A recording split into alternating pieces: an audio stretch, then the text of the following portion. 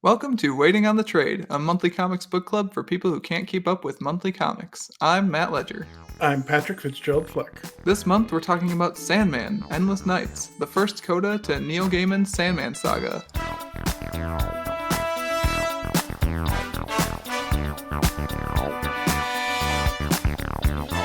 In case you need a refresher about this book, Pat. I do. Endless Nights is a set of 7 stories featuring the Endless, each illustrated by a different artist or artists. Some are good, some are not as good, and we're going to figure out which ones are good and which ones are not as good. I did tempt you with the allure of a power ranking. This is true. I have the power ranking assembled, Pat. I knew you would. I knew you could not stay away. It was pretty easy to rattle off, actually. There's like 2 stories to me that flip back and forth in my ranking. Because one, I like the story better, and one, I like the art better. But other than that, like, I set down my initial power ranking when I started doing my notes, and it did not change. Nice. And the one that I have worst is not the one that I couldn't finish. Oh, really? I was wondering about that. No. I'm going to tell you right now, that's not my least favorite. Okay. In fact, it's rather high on my list. So how do you want to do this? Do you want to do it in book order? Do you want to do it in power ranking order? Well, sure, but let's give, a little background. Like, you forget how we do this podcast, man. We give a little background on how we got to this comic book originally. I was going to let you do that, Pat. Were you? I was. I thought you were going to steam right ahead to your power ranking. But you got me excited. I know. It's the desire of power ranking. What was I? Oh, I was power ranking the Friends from Friends the other night, and Kat made me stop. What the hell? You've got a problem. I know. Well, I mean, okay, digression. Chandler is number 1? Number 1. Chandler or Monica, yeah, for sure. Yeah, okay. I mean, one of the two of them, which is why we finally made it to the part where Chandler and Monica are together, and I think Friends is, like, hitting its stride now in season 5. Yeah, Pat, tell me a little bit about this book and why you chose it. Because you're a big Sandman fan. I am. A Sandman stan? Neil Gaiman gets me. He's the kind of like a surrealist that I can get into. And like his fantasy just really trips my triggers, as you would say. I think we got into it probably my freshman year of college. You and Mike, I think, had already dipped your toes in, if I remember correctly. Yeah, that sounds right. I'm trying to think of when I would have first read like any Sandman, because I know when I like went through it start to finish, I think was actually when we were in Australia. Well, I know some of the early conventions that we went to, I enjoyed like hunting down the trades to try to collect them all. I was gonna say, I'm trying to figure out when Mike also got into it, because I feel like it was different. Like it was different times, which doesn't make any sense to me, given like the fact that I don't know who started our fixation, but we certainly did grab a hold of it. But I know, like, I'm pretty sure Sandman might have even been one they had at the library in Elkhorn, potentially. Oh, yeah, that's totally possible. Because the Elkhorn Library had Batman, Hellboy, and some Vertigo stuff. And that's what the Elkhorn Library had. Good old Elkhorn Library. Oh, and a subscription to Uncanny X-Men, depending on the year. They had some ancient, like, I don't know, 2nd edition D&D books, too, because I totally checked those out. Yeah, you getting into it your freshman year of college makes sense to me, because that is roughly at least when Mike and I got into it, though I'm not sure we got into it at the same time. Sure. When the inciting incident occurred, we don't know. But they might be separate inciting incidents is the thing that's like... It's possible. I don't think it was in high school. I think it was post-high school. So yeah, I know. I'm pretty sure I have... Oh, I should have checked, actually, before I bought it on Comixology. I'm pretty sure I have all of Sandman that was totally legally acquired on a DVD somewhere that I got in Australia. And I probably should have looked at it before I bought it on Comixology, but it's also probably not bad to support the artist. So I distinctly have memories of reading the trades, leaning against a tree behind Sutherland, being the giant nerd that I was. Yeah, and those were definitely Mike's, which he lost and then found and then may have lost again. Oh my god. Oh, good times. But yeah, Sandman is probably still my favorite comic book series. Like, it encompasses such a large like swath of storytelling not to be infatuated with Sandman? Do you not concur? I concur. I'm just Okay, letting you cool. go on. I'm letting Sure. you vamp. I don't know. I mean, Neil Gaiman, his characters are always so interesting. Like they always have such wonderful flaws to them that make them so human, especially when they aren't human. Yeah, the whole thing, like, the thing about Sandman to me is, like, the fact that it despite it probably not being planned out as a complete unit of story, right? Because like, that's not really how monthly comic books work. Right. Like, it hangs like, the first issue, the second issue has Martian Manhunter in it, like, Yeah, the weird like DC heroes that peppered into it was great. They which drop off towards the end, but well, it pops up again in this one, we'll talk about it, right? Like, oh, that's still my favorite. Yes. What the is it? dream chapter in this one's full of so much DC Comics bullshit. I loved it though. Oh, it's great. It's probably my second favorite.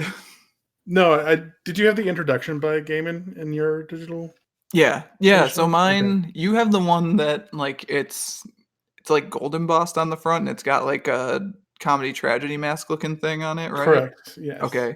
So the one I got is, like, the 30th anniversary edition one, so it Ooh, actually says it's volume 11 of Sandman here, which is not how it was interesting. originally published, No. and it's got, I think, a new Dave McKean cover, and it's, like Oh. also has masks on it, but, like, it's not even close to the same, like, it's mostly pink. So, Pink. Interesting. yeah, I'll send you I might be able to even just take a quick screenshot of it for you Sure. and drop it in the old But yeah, in the Discord chat. introduction, Gaiman talks about the fact that this book took up what 9 years of his life, Yep. which is crazy. Like the amount of he said what over 2,000 pages, I believe is what he was saying. It's just a crazy amount of work that went into this. I mean, it's 60 issues of comic books, right? I So that's have seen this at cover. I don't like that cover. yeah, the 30th anniversary edition covers are not my That's all fave. of them, right? Like all the other trades of similar Yeah, they're style. close to that. Not a fan. Just Yeah. gonna say it. And pink is an interesting choice. Yeah, I much prefer the cover you have. It's much simpler and, like, sort of gets at the thing without being too busy, but And it's a fun, like slightly oversized trade too. So yeah, which I think is we'll talk about it, like, the fact that you say it's oversized is interesting to me because digitally mine is, like, undersized and very key spots where I think it makes it kind of unreadable even. I think it's slightly taller than a normal trade, but yeah. I would believe it, and that totally makes a ton of sense to me because I blew it up on my main computer monitor before we started. I was Hmm. looking at specifically the two-page spread in Delirium that I could not get through, and I was like, Yeah. "Oh, this totally makes sense, and I can read it on this monitor." I could not do it on the Chromebook. That yeah, no, that would make sense. I didn't even think about that. But yeah, Neil Gaiman, Sandman. Uh Probably it's the cornerstone of my comic book graphic novel like mind is Sandman. And then from Sandman, I went to V for Vendetta, and then from V for Vendetta, go to Watchmen, and like all that kind of stuff. Yeah, so you're, like a Vertigo into comics guy, whereas I'm a superheroes into comics guy. Yeah, I mean, like we said, I started with The Crow, so Yeah, that's right. yeah, I guess so one of the things we've talked about a lot recently is, like, the world building inherent in a lot of yes, especially fantasy comics, hmm and I guess this one isn't a great one to judge it off of for Sandman, but, like, how did you if you remember, how did you find, like, the world building of, like, that first volume of Sandman, and how did you find it, I guess, coming back to this volume again too, right? Because one of the things for me that I was thinking about is I don't think I would have anyone read this unless they'd already read Sandman. I'm wondering if you feel similarly. it's one of the questions I wrote down is, do you think this is a good intro for someone wanting to start reading Sandman? I don't, but I also think there's a way to fix it. But you go first. I think you could. I don't think you'll enjoy this. I think it would be interesting to read this first, read all of Sandman, and then read this And again. then read it again. That is maybe a thing you could do, yeah.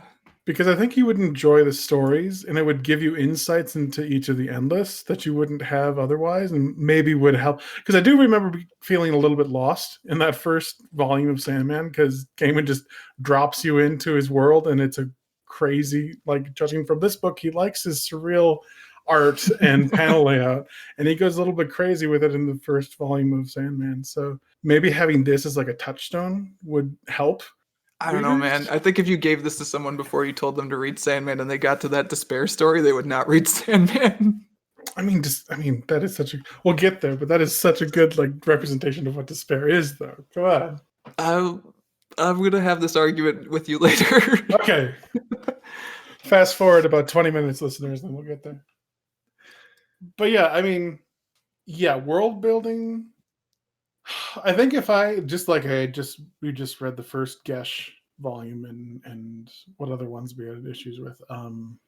Fables for sure, which is in Yes, Vertigo too. Fables. Yes. I would assume that if I hadn't read any Sandman and you gave me the first volume, I think it would probably have the same complaints. I think Gaiman's real good at setting up his worlds, though. So I don't know. What do you think? Well, the reason I was wondering about it, I honestly haven't read that first volume of Sandman in so long that I don't have a good opinion on it. I meant to try to like go backtrack and do that, but at the same time, I was like, we're not discussing that, so is it a good use of my time? Right. And I actually have a physical copy of Sandman Overture, and I ended up reading that instead, basically.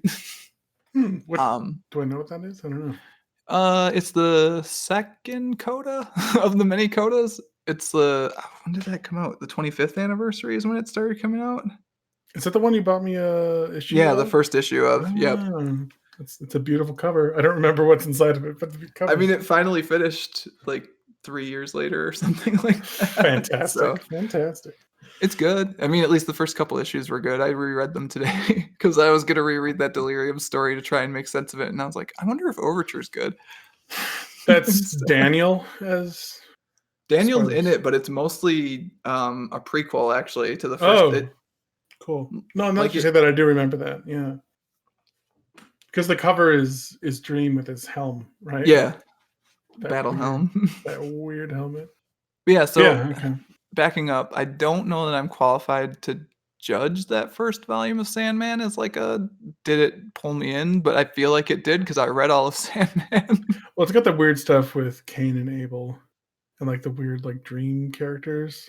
I'm trying to remember if the Scarecrow dude is in there to begin with, but it's a little weird. But I think it gets you towards the end because it establishes the problem, Dream being captured and all that. I mean, you also get multiple stories in that first volume of Sandman, right? Like he's out of his imprisonment by the end of is it the Pretty end of the first soon. issue? It might be. I So don't like know, it but goes pretty quick quick. as far as setting stuff up. Like that first volume of Fables is one story in 6 issues, right? And that first volume of Sandman is at least 3 to It's a 4 lot. that I can think of. Yeah. And like you kind of get the same thing here, right? Where this is one graphic novel and it's 7 stories, and I think that works to varying degrees throughout it too. So like I think part of what There are maybe 8 issues in Preludes and Nocturnes. oh, So dang. So that's at least I'm trying to remember what stories are in there, but it's not really here nor there because we're not talking about right. that. um, but I think Neil Gaiman works really quickly and really well at building the worlds that he builds. So Hmm. I'm not surprised that you, as a comics reader, encountering Sandman were drawn in, whereas encountering other stories that are like at least in a similar like a similar space. Like if someone was recommending comics to someone, I wouldn't be surprised if they were like, "You should read Sandman and Fables and blah blah blah." And like I don't know that the level of quality and also the level of like being able to draw a reader in is the same between those sorts of series, I guess. Yeah, I mean, I would assume that Gaiman's ability for world building is from like he's a novelist, like he comes from a written medium that he then brought to comic books and not the other way Yeah, but around. sometimes that actually works against you depending on who you are. Like there are a Hmm. lot of novelists who come into comics and they're very verbose because they don't trust the art to do the storytelling. Oh yeah, I can see that. Well, I mean, Gaiman has such a wonderful relationship with his illustrators, Oh, which absolutely. And you like can really tell. I actually got to do or like watch some of his masterclass stuff because I had a free masterclass subscription for work for a while. Hmm. And he lays out kind of like how he like thumbnail like thinks about scripting a comic, and like one of the first things he'll do is thumbnail it in his journal, like, and so he's thinking about the visuals, right, and like how the storytelling is actually going to go, and like Mhm. the thumbnail he puts out is just a guide for the artist. The artist can do whatever they want because that's how comics work. But the fact that he thinks in that visual way while writing the comic kind of, I think, carries through in that series. I think specifically the one he was showing thumbnails from where the Midsummer Night's Dream issue of Sandman, Oh, yeah. which is a really good issue of Sandman. That is pretty good. But yeah, so I think as far as a person who thinks about comics, I mean, like the as much as I'm gonna like be really down on the despair story, like that's a person who's experimenting with what comics are. So I mean, yeah, it's pretty low on my list too, power ranking them. But I mean, I appreciate the fact that he's got the guts enough to just do something like this in comic books. It's I mean, crazy. You definitely don't went see it. for it. Yeah, it's just like, what is this? This is I'm looking at art pieces and not so much comic books at this point. Yeah, I think we're gonna talk about whether that even is actually a comic. I mean, but Yeah, no, I mean, he went for it. how did you feel rereading this one, divorced from having read Sandman recently? Unless you went back and binged all of Sandman in the last month and didn't tell me. I did not. I thought, I mean, I enjoyed it, obviously, but like just remembering the connections between the characters that they bring up, like I had forgotten that Desire and Despair are twins, and that came to me while reading this, and like Ah, the see, I didn't fact. even remember that. Like, I feel like reading it, I didn't need any more context, but I knew I was missing it, if that makes sense. Oh, really? Yeah, here and there. Like, Well, I knew that. Oh my god, so many D names. I knew that Dream and Desire were hated each other in Sandman proper, and this one I thought it was interesting that the Dream issue starts with Dream calling Desire his favorite sibling, and which is that pretty good, obviously right? shifts towards the end of it. But like, yeah, like especially that one in particular, like that's your favorite one, right? That's my second favorite, actually. Really? Yeah. Wow. Okay, we'll get there. But that one, like the fact that it takes place hundreds of millions of years before Sandman, and you get to see the Endless as they were back then, is fun. The fact that like Delirium is delight and not delirium at that point. Yeah. I have like a love-hate relationship with stories that are built basically to like fill in holes in existing stories. Like, I both really like them when they work and I really hate them when they're over the top and gratuitous. And I really liked the Dream one. So, I mean, yeah, I don't think they were filling any holes because I think everything that was revealed in that had been like during Sandman proper. We yeah, were I guess I told didn't that mean delirium filling. was delight. Yeah, not like filling holes so much as showing you like, oh, hey, that thing that happened, this is how that happened, that sort of thing. Right, Like, for there's sure. definitely an over the top with that where like there's a scene in Scott Snyder's Batman where he reveals the secret origin of Jim Gordon's trench coat. It's like, I Oh, don't. damn. It's just a coat, man.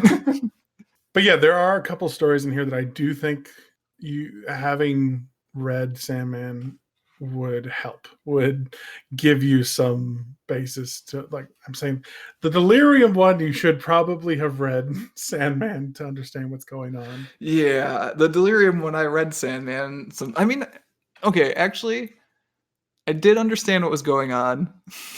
I Okay. couldn't. I literally physically couldn't read it. I feel like at Yeah, this point we need to start going through them probably story sure. by story. Yes. And let's go back to your original question. How do you want to do this? Do we do power ranking or do we just go through them and then give our rankings of them I as we go think I through want to them? do them in your power ranking order because that's most interesting to me. Well, okay. Do you want to start at the bottom or start at the top? I guess we start at the bottom so we don't end And on a good with note, that sounds correct to me. Yeah. yeah. Okay. So my first last one. My last I guess first one. before we start too, I think there is Sure. something of merit in all the stories. It's not a case where we're just None of gonna these like. are bad stories, no. Well, I mean, there's the. Okay. None of these are bad experiences. I do think they're worth experiencing. I'll give you that. Whether you bother to go read every single word that's in the despair one, or if you just, appreciate the disturbing imagery that he's shown you. Either way, it's fine. Yeah, agreed.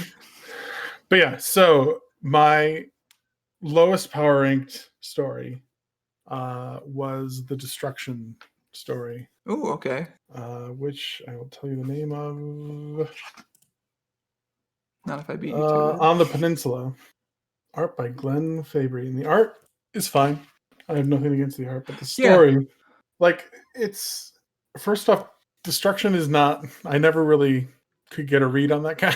Oh, Like, really? I really like Destruction. really? Fair Yeah, enough. maybe that's why it's much higher on my ranking than Is it? last. Where Yeah. is it for you? It's third or fourth, depending on if I like Death more than it. Really Yeah. interesting. I mean, it's it is a good story. It's an okay. I mean, it's an okay story. It feels too short to me. I agree with you actually about all of that. And what Destruction does in it is very minimal. It's an interesting. The premise of it is this woman gets called to help excavate a hill of debris on a peninsula that seems to contain future objects from the future. And she encounters both destruction and delirium while she's out there, and sort of has a thing for destruction. He's some Which why man. wouldn't And you? Look at the man. look at him. But that's basically it, right? Like she like flirts with the idea of how attracted she is to this person, and then what was the? I'm trying to remember why she leaves. The government comes and said they're going to take everything. Yeah, that's right. Because she discovers like weapons, future weapons that. Yeah, first they find an iPhone. Yeah, like a little telephone or something, Yeah. and then newspapers, and then she finds like a hunter seeker. Is that what he Oh calls right, them? first actually they find those pennies from a year ago, which 2019. was the far future. A year that hasn't happened yet. The Oh, far if only we future of could stay there in I was 2019. gonna say I'll go back. Yeah, right.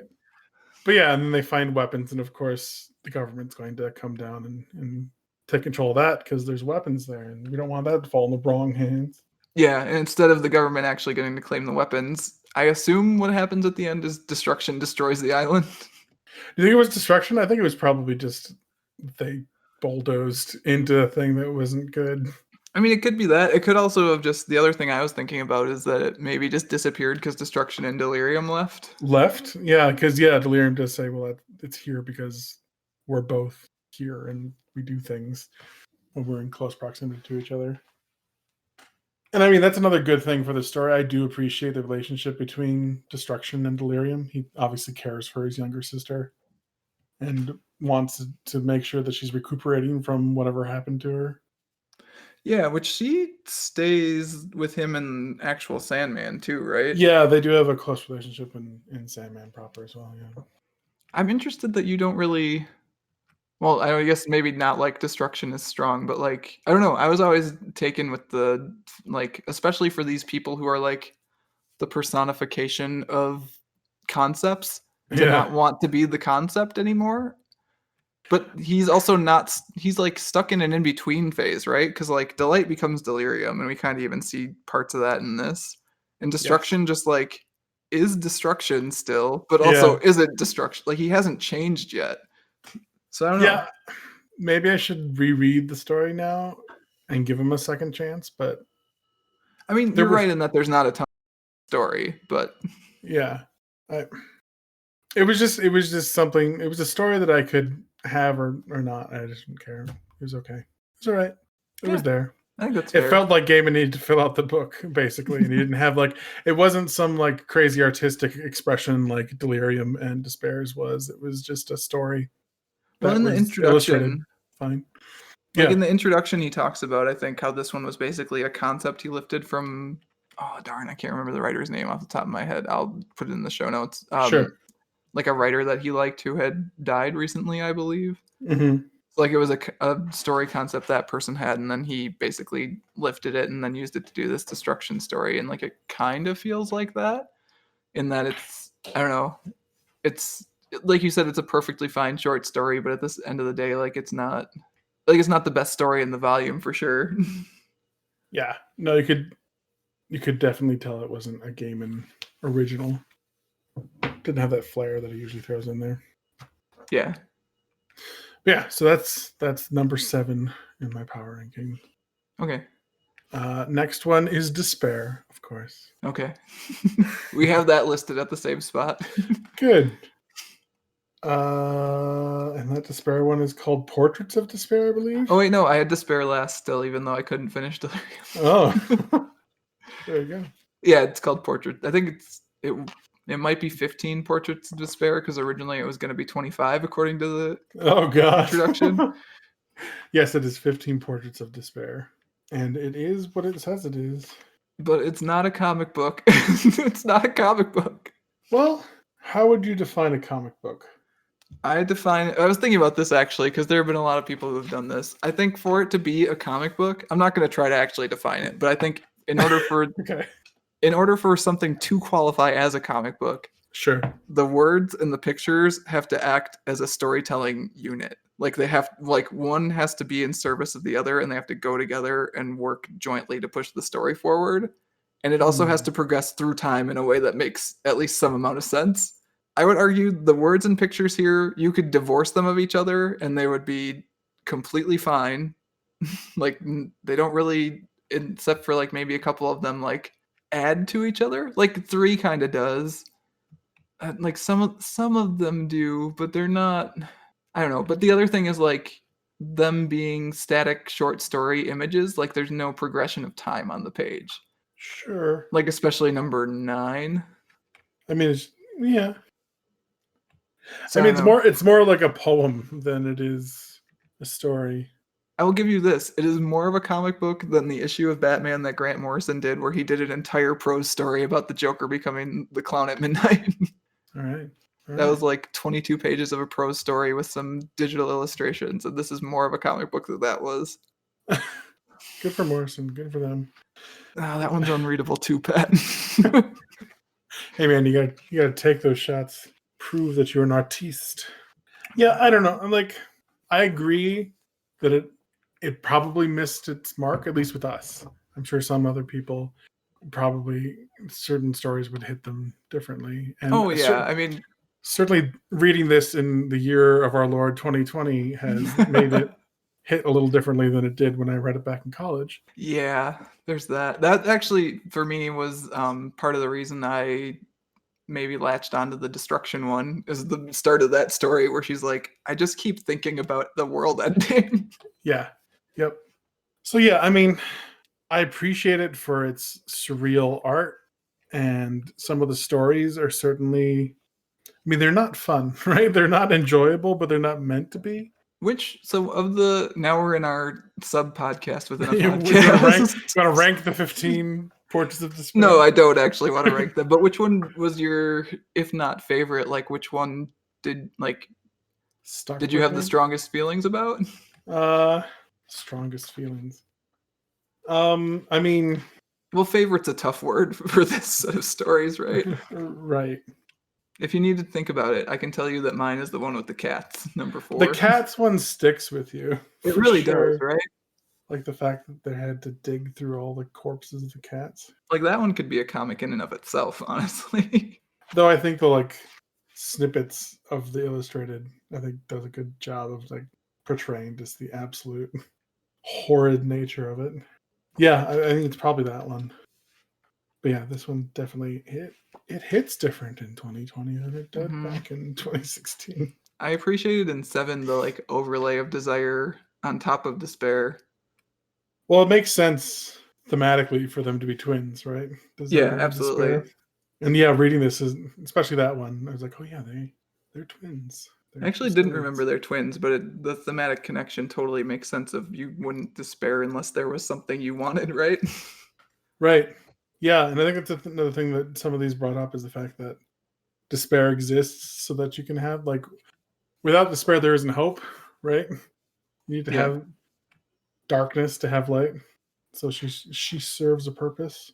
Yeah, this is a discussion I've been having since we talked about Brave New World in AP English Lit. Oh yeah? Did you do that one? I read it. I don't remember that specific discussion. We definitely had the discussion because in that book, they're all kind of on drugs that keep them happy all the time, right? And Soma, it's yeah. Yeah, so it's like, are they actually happy? Because they're just chemically induced happy. And is that fine? Maybe it's fine. I don't know. Yeah. I might have more evolved thoughts about that now than I did then. Because I was definitely in the... That's the book that has the character Mustafa Mond, right? I just love that name, Mustafa Ooh, Mond. maybe? He typed it into Google. Mustafa. I think he was like the boss, Yes, he the is the most manager. powerful and intelligent proponent of the world state, according to SparkNotes. Mustafa Mond. But yeah, but that one plays with the "can you be happy if you're not sad" sort of thing. Like, and I don't know. I think you could be happy without being sad. I wouldn't mind trying it. Well, certainly wouldn't appreciate it as much, right? If you didn't know that there was an opposite. Yeah, If you didn't know of any other state to be than happy, then are you truly happy? I would argue yes, but maybe not as happy as someone who's happy after having experienced despair. But then at the Because same then, time, then like, would you like start like gradiating happiness then if you're always happy? Like, oh, you're. Pat, are you asking me if I am power rank happiness? Because I This is what can. I'm saying. I can Like, do it. we're going off on a tangent of a tangent. Oh, please, Pat. If this specific portion of this comic is not made for going up your own ass, then I don't know what is. Oh, man, I love this comic. It's so good. But yeah, Despair, it's an interesting read, quote unquote. I mean, it definitely is a read. Yeah. Well, viewing, anyways, and experiencing. Now, do you want to do the quiz from number 13 live on the air?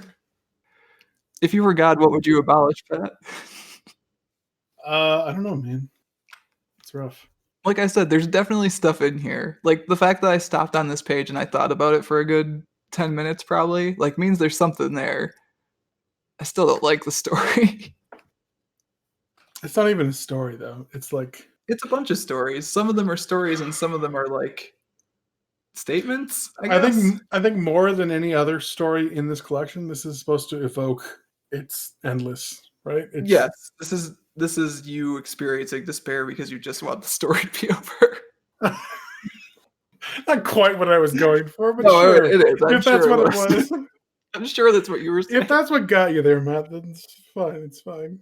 I don't know. In that way, it's sort of powerful, No, it definitely is. and for that reason, it was not my last. Because while the destruction story is okay, it was forgettable. Like this despair story makes an impact. That's true. Before the end of the podcast, you're going to tell me what you would abolish if you were God. Think about What it. I would abolish? Yeah. Free will. It hasn't done any of us any good, I feel. Wowzers. Went right for it. What have we done with it, really, when it gets down to it? Only everything. Yeah, but we're so willing to give it away, Matt. Oh, Pat. Don't fall into despair. Let's move on to the next story. What? Like I say, if we were talking about this in 2016, I'd have different answers. It is a much different comic to read in many respects from reading it now versus when we initially read it in college, that's for sure. It's like the United States is that trailer. And we're all those We're cats. all the cats. And our owner just left to go get a job because they didn't have any money. Pat, you got to pull up what's the next story. Oh, God. Okay. The next one is Destiny. And right here in my notes, I have 2 words. Frank Quitely.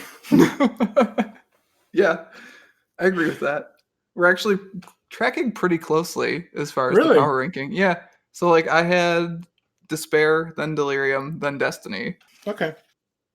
Yeah, I mean, Frank Quitely rocks, and his illustrations are always top notch. This one is more loose. Like, he obviously doesn't need to worry about backgrounds, which probably he appreciated. Yeah. And probably made the comic go a little faster because getting Frank Quitely to churn out stuff is always. So apparently, actually, according to a thing I read that I am sure I favor stuff and I'll find to put in the show notes, this was originally going to be drawn by Mobius, who's like a really famous French artist who's done a bunch of stuff. Like one of the things that pops to mind for me, well, one of the things I read recently, actually, because we got it from the library, was Adina, I guess it would be called, Edina. And that was cool. I think that's just him. But then he also did a really cool Silver Surfer story with Stan Lee, of all people. Whoa. And like his style and Quitely's style are kind of similar, but I believe what happened is Mobius actually passed away before the book was ready. Oh. So then they pulled Quietly in to do this. And the reason it was all like single page images was to give Mobius an easier time of it. Oh, okay. I mean, it works. Oh yeah. Like one of the things with this one to me is that is also like barely a comic story. It is a comic story though, because like time progresses a bit on the page and like it's a linear story. I mean, it's But more just like a description of who and what Destiny is. yeah. But it's pretty as heck, that's for sure. Gorgeous. Not wrong about that. I was actually surprised you had this one so low. Oh, really? Yeah, I would have thought this would be like I'm a Quietly fan. top two for you. As you point out, it isn't much of a story. That's Yeah. probably why it's as low as it is. It's beautiful. It's fun. But it's basically, if you were to have all the words on one page, it would probably be a paragraph or two. Yeah. I mean, I don't mind that because I think we talked about this like Gaiman being a person who, at the very least, thinks about comics and how they're structured and how pages are laid out. Like, I think Mhm. understands when to just get the heck out of the way. Sure. Yeah, absolutely. So I actually kind of appreciate the simplicity of it that way. Well, it certainly didn't need more than what it is, right? Yeah. So here's a question I have for you, because one of the things I was thinking about, and we talked about a little bit already, was I would not give this to someone as their first Sandman book. Like I just wouldn't, because I don't think it makes enough sense. Okay. But I think one of the ways you could fix it is by putting this story at the front. Oh, because it describes who the Endless are? Yeah, like it introduces you to like the concept of these like like literally larger than life beings that represent these concepts. Like it Mhm. introduces all 7 of the endless. There's that second page where Quietly has drawn all of them. Yep. Like it even talks about you will spend time in the realm of each of his siblings. You will dream, despair, desire, destroy, delight, and otherwise, and eventually die. And it's like, how cool would it be if you read this story first and then as you went through the book, you did all of those things? Like that would be so cool. Yeah, no, I mean, I'd be fine with that. Instead of having it last be first. I think they went, no, that's not even true. I was going to say they went in order of age of the Endless, but that's not true at all. Because Death, I think, is the second oldest. Yeah, I believe that's correct. And then Dream. Yeah, I wonder they might actually be in age order on that page where they're all standing there, right? Yeah, that would make sense. Yes, Dream, Destruction, Despair, Desire, But like Delirium. this to me sets up the concept of them so well that they could then just pop into each of their stories where they like for the Sure. stories being named or like the chapters being named for them because the stories all have names too, but like for the stories being named for them, the endless are barely in a lot of these stories, as we pointed out with destruction and as we'll touch on when we get to the death one for sure. Yeah, true. It would help new readers more if this were in the beginning than the end. But would you agree that for us, people who have read it, it makes more sense to be in the end than the beginning? Yeah, I think so actually. Like and I think it's a cool one to end on also. Like that last image of Destiny walking through that gateway is a really cool place to end And I a love book. that the steps that he's walking down are so worn because he's been tracing his steps around his garden for so many Yeah. times. And also like it's kind of fading out too as you go towards the bottom of the page. Mm-hmm. It's So just yes, you're right, but also I think I'm right. well, okay. To continue on this, what would you put as the last one then, if not Destiny? Oh, I would have to think about that. I didn't actually answer that question. Because I don't know if there's another one as an end piece. Though here again, it obviously Destiny Story was designed to be an end piece, so it's hard to swap them around. Yeah, but I think like you could actually seamlessly swap the Destiny one to the front, and it would actually Yeah, improve the I book. agree, but like none of the As other far as ones what you put are at the end, yeah, I think it succinct would be enough to be an the ending. death one Yeah, I could maybe see that one. because that's also an ending. Yeah, Final, yeah. yeah. There you go. If you listen to this, Mr. Neil Gaiman. Yeah, no, DC Comics in the next collection, just swap them. Just put There this you one go. at the front. See if anyone notices. Great. All right. On to the next. Yeah. Okay. My next one I have, and I wasn't sure about this one in my third one, but I have a number 4 Desire. Really? Hmm. Okay. You ready for this? Yeah, Desire is my favorite story of the book. I had a feeling it might be. It was a toss up between this and the next one for me for 3 or 4. It's it's beautiful and the story is fun. Just I think I enjoyed the others more than this one. Yeah, I could see that. Like, I kind of figured when I had ranked it first, I was like, I don't think Pat will rank this first. It is a very well illustrated story though. And that the protagonist, she is pretty badass. Yeah, and I think I enjoy that. Like, I think this protagonist of like the many side protagonists we get, because so many of the Mm-hmm. stories are not actually about the endless that they're Yeah, Desire is supposed to be barely in about. this, other than the fact that it's all about Desire. I was But gonna say, but Desire's super in this. Desire themselves are only in it for like what, a panel or a page or A two. page? I think it's one page actually. Like it's a front and back of It's one two page for pages. me. Yeah, you're Yeah, right. but yeah, the whole thing is obviously about the power of Desire because the protagonist wields it like a sword. Basically, come the end of Yeah, the story. yeah. I really enjoyed this one. I think because I in like this protagonist, I think I enjoyed the most of all the side protagonists, and I think part of the reason I enjoyed her story the most is because I was just listening to, or was I? Oh no, it was in this book. It's in this book, right? Where Yeah, Desire's like, hey, all stories they're just about someone wanting something, and either they get it or they don't, it's right? true. So like Hmm. this person is the person who wants their thing the most in the entire book, I think. So I guess just like that intensity of feeling carried through, and that's why I really like this one. I don't know. Yes, I would agree that. I mean, this protagonist in the Desire story, which is called something. What I've tasted of desire. There it is. Yeah, and like the actual illustrations are great. Like all the reds and oranges throughout this, like Milo Manara is the artist, and yeah. And I know that like I don't actually know a ton of stuff that Milo Manara has done, but I remember specifically some like X-Men swimsuit covers or something like oh that that were sure. like being passed around and people were like, I'm not sure about these, but like this book to me, outside of maybe the scene where that witch eats a sausage, never feels It's gratuitous. gratuitous. Like, yeah, that is definitely like, I need a sausage. I need to eat it provocatively in But front you of know you. what? Like also it like it's a sexy sex story, like whatever. Just like Yep. No, you see lots of tits and ass in this one. That's true. And other than that sausage, you don't see any dicks, though. So that's a strange thing. yeah, where are the dicks in this story? There's men who wrestle naked in this story. There could have been dicks in this story. I'm guessing DC said, okay, let's just, we're calling it at the dicks. You know what? DC has shown Batman's dick in a comic book, No, so they that's have true. no They legs to have. stand out at this I've point. forgotten. Oh my god. That's funny. If they can show the literal children's hero Batman's dick in a comic book, they can put dick in this comic book. No, it's a good story, and I can definitely see why it would be your favorite. I guess it's because I don't. Hmm.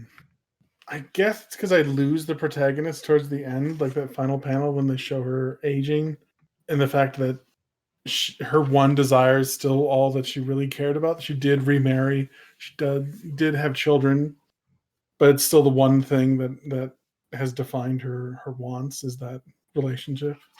See, and this is where I'm gonna show my married guy privilege maybe a little bit, but like Perhaps this goes back to like Titanic and goddamn Rose and that stupid gem. You married, you had a husband, you had kids, but oh, that Jack on the goddamn Titanic, you had to go back for him. I mean, this is a conversation we had when we were talking about Battlestar Galactica too, right? Whereas like I think there were some of the scenes that hit for Mike and I in a way they didn't hit for you, and like that last page of this comic hit a lot for me because it's something I've actually thought about a lot is like how am I going to feel if that day happens where the person that I love the most in my life is no longer here? Like, Sure. am I just going to like, Can you move on? well, And like will what it mean happens as to that much? fire, right? Like, does it just sit there? Like, never to be actually lit again, but like also to not, I don't know. It's a weird thing to think about. And I thought about it in this one. You've tasted more desire than I, Matt. So you I don't want to say that. But I do wonder if that's part of the reason they hit in different like, it hits in different spots for us potentially. I mean, absolutely, that could be the case. Also, that dude was just a dick, so I mean, I don't know why she was so fixated on him. I mean, there is that. It does have some of the, like, very childish, like, "Oh, he said he doesn't like her, so he obviously likes her." It's like, that's not always how it works, but okay. Right. And like she admits that he was having sex with other women all the time, but all of a sudden, like, yeah, I don't know. It is what it is. It was what it was. It's a beautiful story, beautifully illustrated. It is my number four. It is your number one, and I understand both. It's one that we should probably, if we ever revisit stories in the future, have one of our female co-hosts revisit it with us. Oh, sure, yeah. Because it would be interesting to get a not you and me perspective Mel. on that one. I mean, it's a story written, illustrated by men too. So yeah, it would be Yeah, interesting to about see female desire. what they feel about. Yeah. Hmm. And dudes wrestling naked in a hall. Hey man, how else are you gonna show that you're worthy But of no of, dicks. of a woman whose husband's head you just planted on a table and she seems strangely okay with? That's the thing that did get me about this story and some of the other stories is, like, these people in the stories who are not the endless, like, weaponizing emotions in this way. Hmm. And not really knowing how they're doing it, so we don't really get explanations about how they're doing it. Like, that's the thing for me that made me have the feeling you've been feeling about the other stories we've talked about on this podcast, where it's like, "Where's the explanation? Give me the give me the how this is happening." Well, I mean, Desire in this one says that she will always be theirs, right? Yeah. So like this particular person has like incredibly strong connection with Desire. It's also a thing in Sandman where certain people are, like, more connected with certain endless in certain realms, right? Yes. Yep. Yeah. Okay. Because that's part of what I was when I was doing my research, that popped up and I was like, "Oh, yeah, I do kinda remember that." Yeah. Yeah. So my third one, which I wasn't sure should be four or three, is the Death one, which is like Death in Paris or Venice, right? Venice, yeah. Yeah, I had that around 3 or 4 actually too. To me, that one felt Death very and similar. Venice. Yeah. Oh, makes more sense, I guess, because I think Yeah. there is a thing called Death in Venice, so Yeah. duh. That to me felt the same way you felt about the Destruction one, Yeah. except the art is better. It is better. And honestly, I would probably maybe like it more if they didn't spend so much time with Sergei. I don't understand Sergei. It's a strange lens to view this story through. Yeah, so part of the reason I think there are a couple things that, like, didn't work for me, and that Mhm, even though it's a good story, and I think the art is probably 3rd or 4th best art in the book, mhm. like, it just didn't connect for me, and I think part of it is the disconnect between the 2 stories, like, I don't really get how they matched up or influenced each other that much. I don't know if you felt differently about that. I mean, there really isn't any connection in the fact that he finds the island and opens the door for death, which I think is probably a commentary on the fact that he's in the army and the fact that he's opening the door for death by killing people in war, introducing death to people. That could be it. Yeah, because I mean, he's definitely another one of those people who, like, the woman in Desire is, like, connected to the person or the realm Right. And of the he's endless like that we're reading about. deals death in war. But like I think his story is much too elongated. Like they could have told that much more simply than going through. But I guess in that you need to have the time jump, right? You need to have him encounter death when he's a young boy, and now when he's a man to illustrate that death has been waiting at the door. For a long So time, yeah. yeah, so I don't know, but I do think the weakest part of the story is Sergei in his bits. I agree, and also, don't use cursive fonts in comic books. That did bother me a Just little don't do it. bit. There was some Fine. cursive in Overture when I was rereading it tonight too, and I was like, "No, no, stop." Do they even teach kids cursive anymore? My God. They don't think they do, Oh actually. no. I wouldn't know, though, to ask some parents. But But yeah, the best part of it is definitely the Count in his way of how he spends his perfect days. yeah, dying and then punishing himself, and What then debauchery. Yeah. I think my favorite scene is probably when Death sweeps through the island, though, and like points to people and tells them exactly how they actually died. it's really good, right? It has that thing before it too, where Sergei's story like stretches into the gutter at the bottom of the right page, and then he like enters the other story from the like the top of the left page, and it's like an unbroken panel. That's a good bit Hmm. Hmm. because the rest of the story has like very clear delineations. Although I have to say, like jumping back and forth between timelines was rough, but I think that might have also been a thing that was reading it digitally because I In what way was it rough for you? so like flipping the page, you get one page of like Sergei's world, and then you get one page of the Count's world. Whereas I pulled it up on the computer here tonight, and I got it on like the 2-page setting, so it would actually be like you get it in a book, and you Hmm. get 2 pages of a world at each page turn versus 1 page of a world at each page turn. And so you're like kind of immersed in the world a little bit more. So I Sure. I mean, yeah. Other than like the flashback to when Sergei's a young boy, it's one 2-page spread for each of the. It's one perfect day for the Count, and then Sergei talking Sergei about wandering his. around, yeah. And I think Yeah. like losing that extra page of like color and the just the stuff happening on the right side of the page kind of threw Hmm. me off a little bit because I when I read it on here I was like, "Oh, this actually reads better to me." Like I wonder if I had read it on the computer instead of on the Chromebook if it would just rank higher than the destruction story for me maybe. Hmm. Maybe. I don't know. Could be. But yeah, I mean, and I think that the fact that I know that there are better death short stories in this one makes it Yeah, it doesn't a help it, little right? like I keep remembering the high cost of living is really good. That's another side story that Gaiman did. That's another one that I've read and I couldn't tell you what happened in it because that happened to me with this too, where I was like, I know I've read this. I don't remember any of these stories. Yeah, like one of my recommendations, I think, is the collected death short stories because they're certainly good ones. Yeah, I remember those being good. Those are ones that Mike bought, so I read them and I hadn't actually read them before that. Mhm. But yeah, my number two is Delirium, of course. Can't be number one. How dare you? I can't go that high. We have them in the we have that one in the exact opposite spot. So you got it 6. Yeah. Nice. I don't know. I really enjoyed it.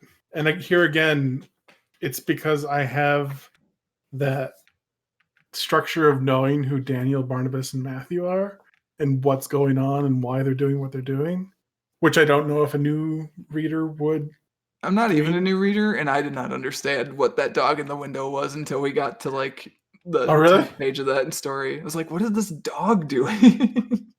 It's Destruction's dog, Barnabas. I did figure that out when he was called Barnabas. I was like, "Oh, I get it.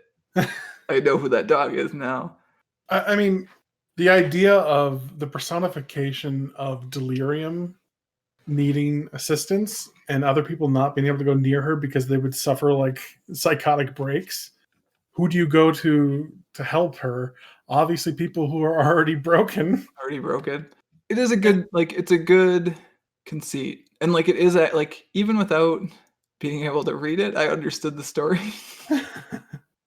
And I just like the 5 rescuers too. And the fact that each of them demonstrated different psychoses, I guess. See, I didn't Different. have anything for the rescuers except for the first girl, honestly. Like, Oh, really? maybe the second guy? The homeless guy? What do you mean you didn't have a connection to or feelings towards? Yeah, like, I think that's part of the reason all of these stories aren't or a good number of these stories aren't quite what I wanted, Hmm. is that instead of getting actual stories, they're doing the thing that, like, Columbo does or, like, certain episodes of Batman the Animated Series do, where instead of getting a Columbo story or a Batman story, you're actually getting a story about other characters and Columbo's there or, like and Sure. Batman's there. And that's what most of these stories are doing, and I think a lot of their success hinges on whether you actually connect with those side protagonists, and I didn't really hear, again, except for the first girl. Well, I mean, that's probably because They're Sandman there. crazy. Like, yeah, how am I supposed to connect with this lady who thinks that she's having lizard babies? Sure, but I mean, I don't know. I appreciated that all of them had like such Most of them, other than the guy who took illicit drugs and opened his third, fourth, and fifth eye and couldn't close them again. Like the young girl, obviously had some sort of sexual assault, and her mental state is crumbled as a result of it. She's escaped into herself. And then the man who sees paranoid messages from dead birds I don't know if it's the government or if they actually say who the messages are coming from. I don't know if he knows who the messages come from, now that I'm looking at it. I think they just come. And he knows them to be true, then he's paranoid about who sent the message. But yeah, and then the woman who thinks she has lizards in her, I get the feeling that she like lost her children in like childbirth or something like that, or like her kids died and she suffered a mental break afterwards. That's the feeling that I got from her. That could be possible. But like the absolute bizarre, surreal nature of this comic is amazing. Like The thing is, like, I really like this artist too. it's Like, so much fun. I just don't like this story. But I do think so I was talking to you about how that double page spread where they actually go into rescue Delirium Yep. is, like, literally unreadable on my Chromebook because there are certain things that, like, digital comics readers can't do when they're small, and they can't do that. They can't do that double page spread. Like, the This is the one comics with the giant shark with yeah, green and where blue Delirium lines. is a shark, Yeah. I think. Yep. Yeah, it doesn't like, you can't read it. Literally unreadable on my Chromebook. I That's a tried shame. 3 times. I mean, what do you do when Delirium escapes inside herself? You gotta send someone in. Crack team. Literally crack team. Oh, see, I thought it was because 'cause they're on crack. One of them may have been. But yeah, so this one might also be on me because I might not have I might have not had the right reading device to read it on. I didn't even understand that Delirium was on the side of that double page spread reaching down until an hour ago when we started recording. Well, I think there's also fun in the fact that, yeah, like there is certain details that you can easily miss because the absolute color like explosion that you see on every page. But that's sort of fun. Like in a reread, like you say, you catch details that you didn't catch before. Yeah, I think I texted you, like, the second time I tried to get through it, I was like, "I still haven't actually read it all the way through, but I understand what happens in the story because it is a comic book story, unlike It the is. Despair one. So you can just look at it and kinda tell what's happening. Oh, I like this one. That's fair. The fact that we disagree is why we have a podcast. Indeed. Indeed. It would be boring if we had the same list. How did you feel about the ending of this one? I liked it. The young girl going back home to her mother. Is that what you're talking about? Yeah. Did you not like the fact that she's still broken?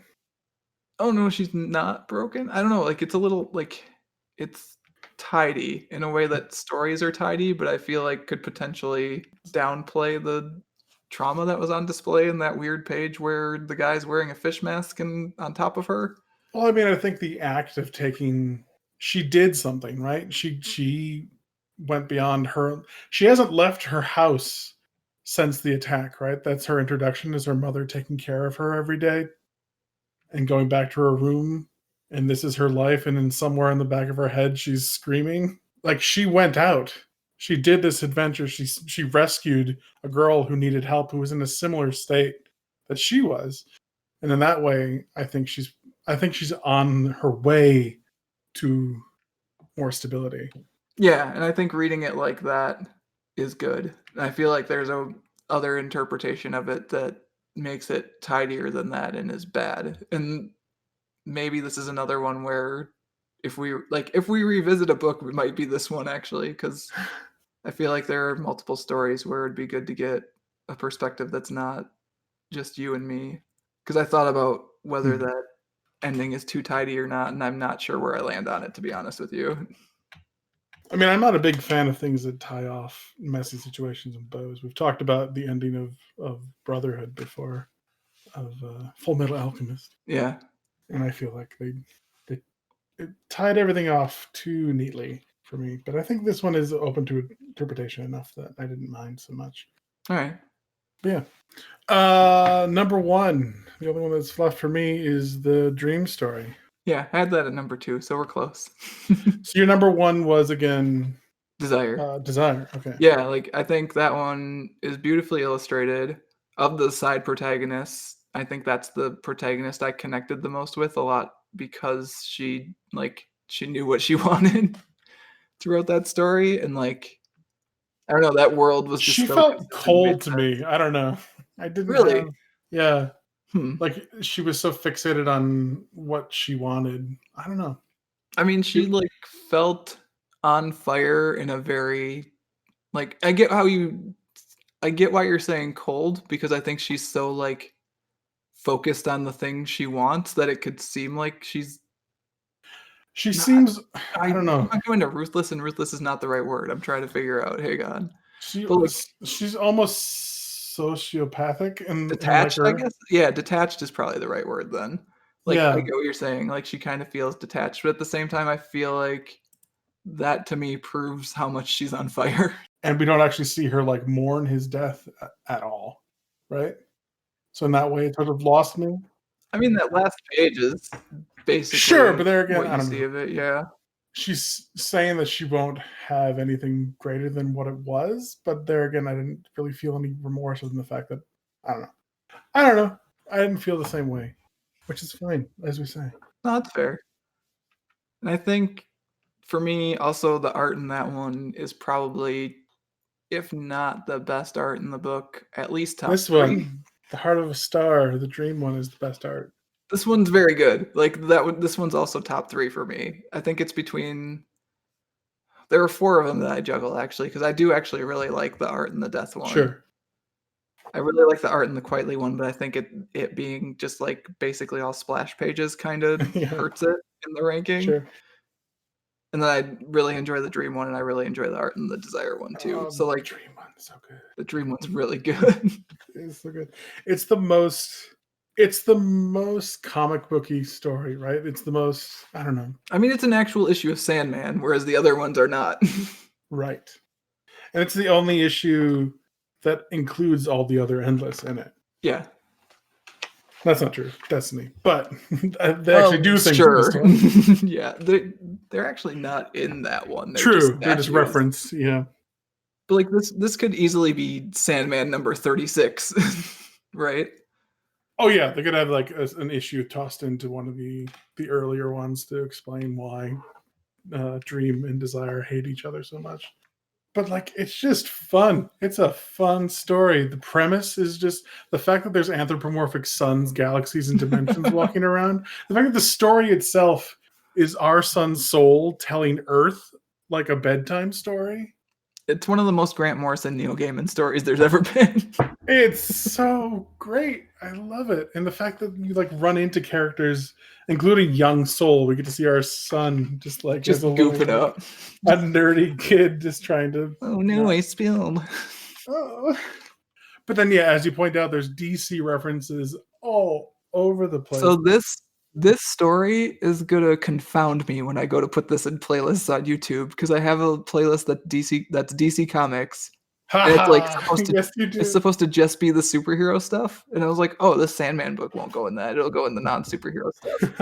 It literally has There are no superheroes in this. They're just references, and it has a they're literal sons of guardian of the universe in superheroes. it, Pat. A proto guardian. Proto It has guardian. the origin of Superman in it. Yes, I got that this read. I didn't get it before this read, Oh, Matt. That's really? why I love this story so much. It's like, wait, where do I know the name Ralph One of my from? Why favorite is that? bits. Oh my god! Oh my god! He's talking to Desire or Disparage. He's talking about the beauty of a single member of a species outliving its others. It's like, oh no, poor Krypton. Yeah, this book is the Yes, actual origin of Superman, so, I mean, it's a superhero story now. it's where Ra got the idea to blow up Krypton. Look out! It's so good, man. It's so good. How is Jor-El supposed to fight against a destiny that's been predetermined since the beginning of the cosmos? Poor Jor-El. I mean, Despair is working really hard on Krypton. That's for Yeah, sure. And the fact again that it's a prequel set so far back, it's fun to see these characters as they were. You see difference like death is Death. not fun. You've never seen Death. She doesn't love you at this point. She's not loving. She just You say you is. don't really exist at this point, so that maybe makes sense. Oh, it's so good. When you read this time, did you know you were in for some Green Lantern bullshit? Because I did not know until Oh yeah, it's my favorite part. The fact the main character is a guardian or a proto guardian, and she's like slowly learning to use will to influence the light of Oa. Like I'm a big Green Lantern fan, and that is probably part of the reason that draws me to this story. yeah, I was like, "Oh, that's kind of a riff on Green Lantern stuff, that's cool," and then it got to the part where it was like, police, Oh, priest, protector, yes, scientist, and I was like, "Oh, it's exactly Green Lantern stuff." It guardians. is Green Lantern stuff. And did you think about the fact that she's at this conference that's talking about galaxies like segregating themselves into like distinct Yes, I sections? absolutely That did. the Guardians got the idea To to. get the sectors, yes. Which that one I did not get until this read. Like, I know I already knew about the Superman thing, and I know I must have had the, "Oh my god, it's a Guardian of the Universe" thing before, but the sectors one, It's so good, Matt. I love this it's story. fun. It works on so many different levels. If you're a Sandman fan, you'd like the fact that you're seeing all the Endless at different stages of their existence. If you're a DC fan, it's got everything for you. If you just like beautiful comics, Yeah. it's got art is just It amazing. very much reminds me of, like in the same way, I guess, that the Quietly one kinda reminded me of, like, a children's storybook, this one very much feels like a children's storybook to me, in, like, the painterly style of it and kind of the like, how clean everything is. You might want to censor some of the things Desire says, Well, I but mean, the yeah. style of it, Pat. Sure. No, I agree. Let's teach kids that they should fall in love with their own son. SUN. Well, I mean, it makes sense. She's been like worshiping and studying the powers of her son. Oh, did you pick up on the bit where they talk about, how all this was, like, laid down in a book that was sacred for, like, ages? And that's the Book of Oa? Yes. Yep. That one took Yep. me a couple reads on this one, actually. Oh my god. It's so good.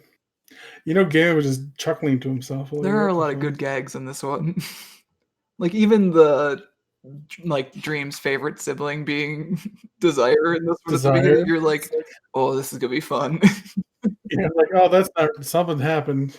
Oh my god. And the dispute of the dimension that can't be perceived, but is upset that it can't address the council. Oh. And then they've even got the fairy in the realms of Yeah, I fairy noticed in that here. too.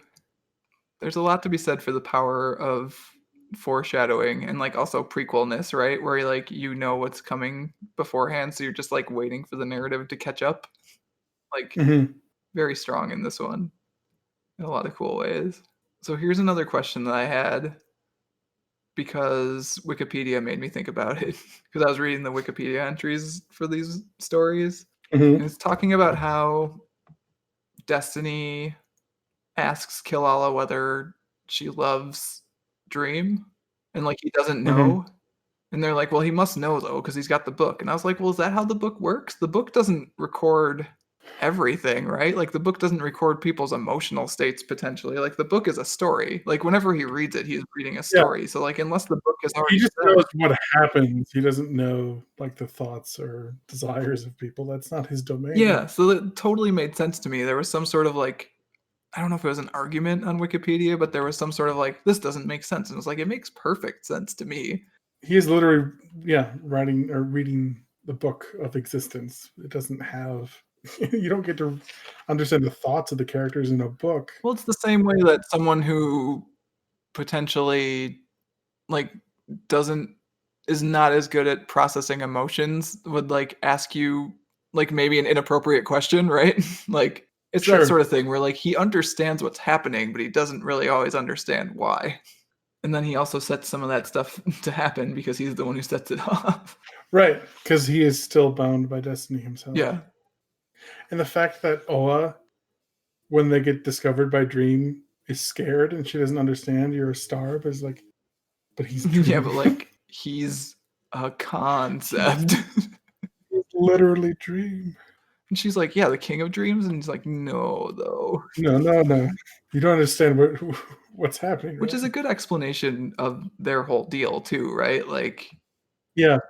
Yeah, I could see this one being second? Although by the time it's second, you've kind of like messed around in the whole endless mythology enough that I think the other ones would feel weird. So I'm not Yeah, sure of the exact order, Pat. I just know Destiny should be first. I just love like the powers and stuff. The fact that Dream is transporting them in a bubble with like a bed and like just a bubble floating through space, So where does the conference happen? just in the middle of Well, space. but like the sun is a person, Mizar, yeah. so it can't just be happening in space, right? Like it has to be happening in like is it happening in Dream? No, I think it's actually I think these are this the personifications. I don't think you need to like. I don't think physics works in this This in this bit of the story. universe? Yeah. I think I was rationalizing it as it happening in Dream for like Kilala to be there and her son to be there and her son to be a person. Oh, I'm sorry. I keep thinking SOS for like a SUN. reason. Stoa. Yeah. Stoa, thank you. Sorry. I'll refer to him by name. His proper name. Um, no, because if it's in Dream, travel to it. I don't I know. mean, they do I travel to thought it. They that, take a bubble. but yeah, my point is, if it's in Dream, why would Dream need to travel I to mean, he it? travels Could in it there just sometimes, right? in Dream? Yeah, I guess it's true. I don't know. I always thought that it's just the suns and dimensions exist, but they can like personify themselves elsewhere. They're just the personifications of those entities in the same way that dream can exist while people are dreaming elsewhere. Death exists in a particular spot, but people are still dying other Yeah, that makes places. sense. Because I think all like they point out, all these entities are much larger than they appear, are much more than what they Yeah, seem.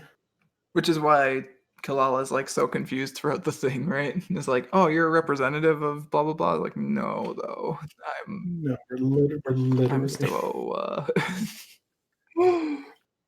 Let me make out with you. because that's what you do. God damn it, Guardians. Jeez. I really appreciated getting to see Delight as Delight in this one. Right? Just a little girl. Which really makes it sad that she went through such a thing that would turn her into Oh yeah, we delirium. didn't talk about what do you think happened in her story to like Breaker. yeah, do you think it's just that old dream died? Because that's what I thought it might have been. I don't. She's delirium throughout all of Sandman, isn't she?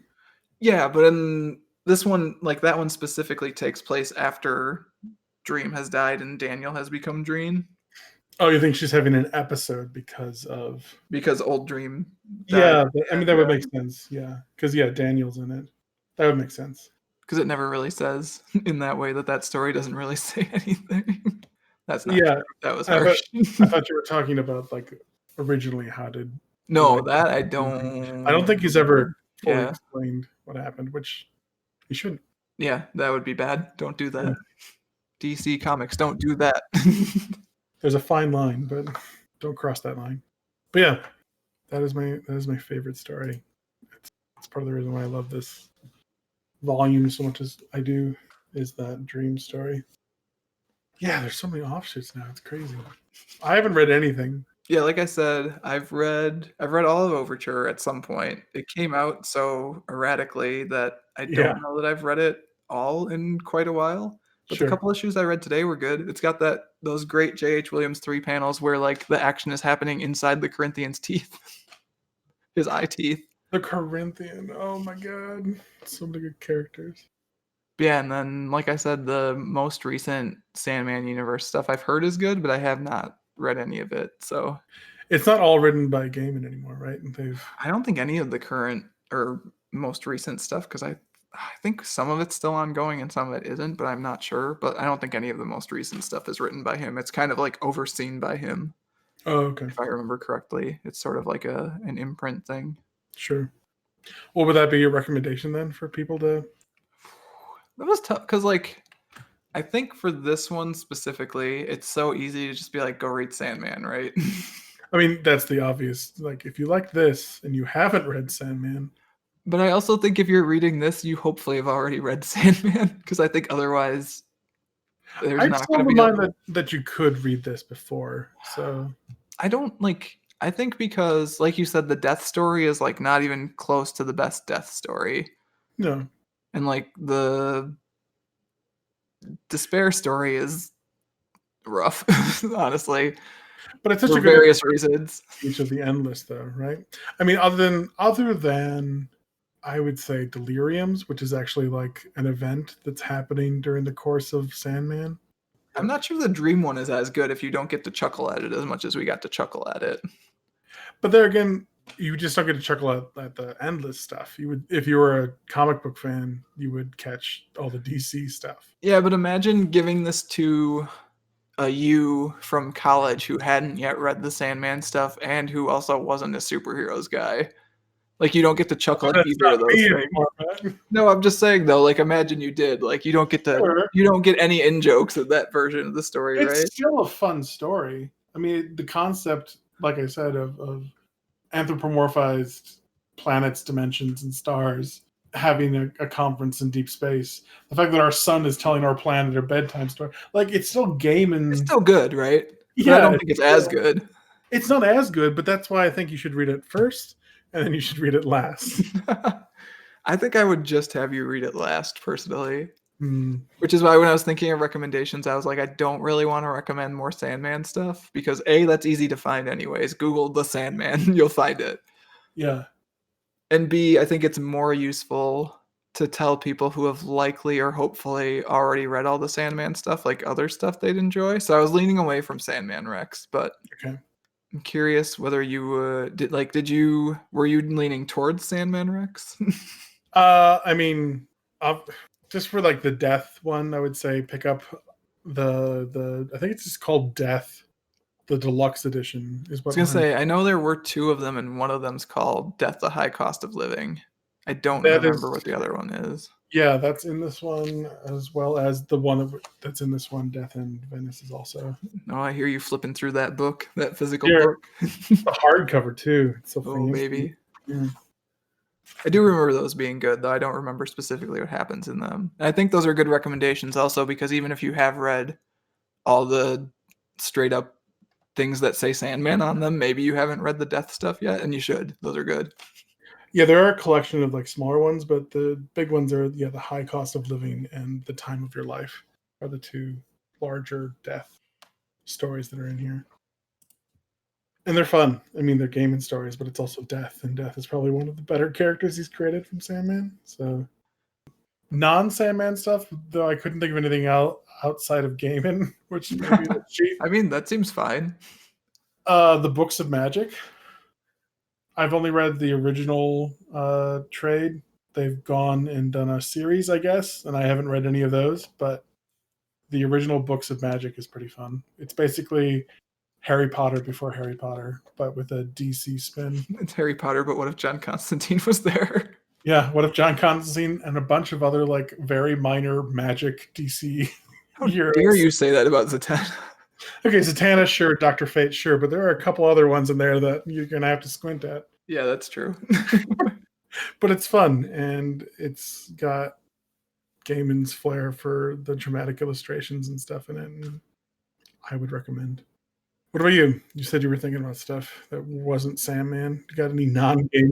Do you like pantheons, Pat? I'm not opposed to them. Do you like Yes. fantasy stories where Yes. people embody gods and or concepts?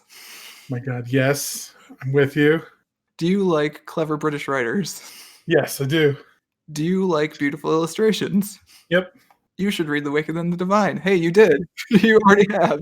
And I agree that it is well worth the read.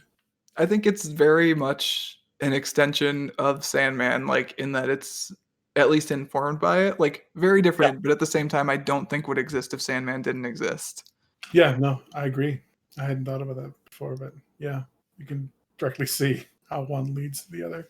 Yeah, and even like pops backward and forward in time and stuff to like show you how the story is developing because there's some specials that take like most of the story takes place in I think it starts in 2015 and then stretches from there.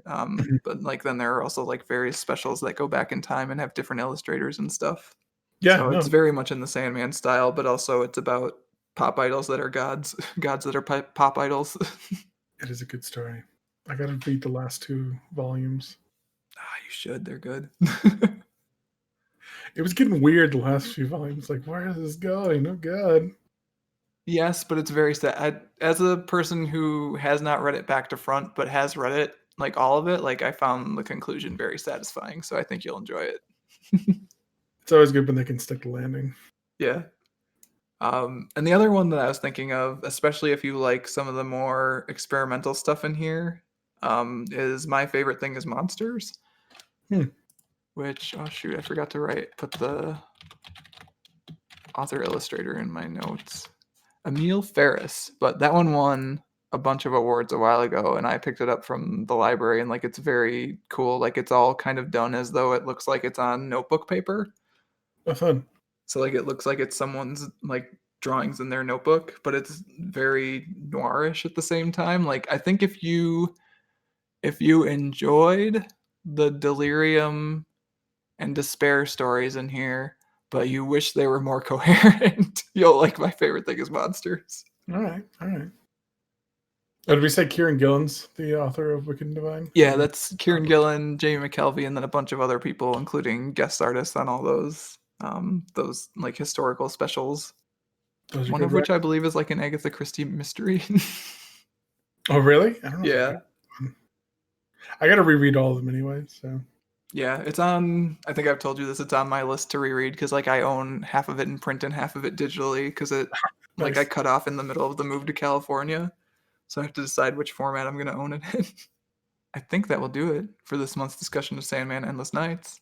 As always, if you want to get in touch with Pat or myself, you can find us on Twitter as @WattPodcast. You can also email us at waitingonthetrade@gmail.com and read more comics-related goodness at mattreadscomics.com. I'm also going to ask people to potentially give the podcast a review on the podcast app of your choice if you would like to. This is a thing that we don't ask for very much typically because I forget, but reviews help people find the show and hopefully they'll get it associated with other comics podcasts instead of general books podcasts in the Apple Podcast app. Do it. And also read Sandman. I was going to say, Pat, it's your book. Is there anything else you want to say in closing? No, just that. Just read Sandman. Read some gaming stuff because the man knows how to write and he does beautiful work. Thank you to everyone who listened to the podcast in 2020. And we hope that as you're hearing this, you're having a better start to your 2021. Oh, please. Please, please, please.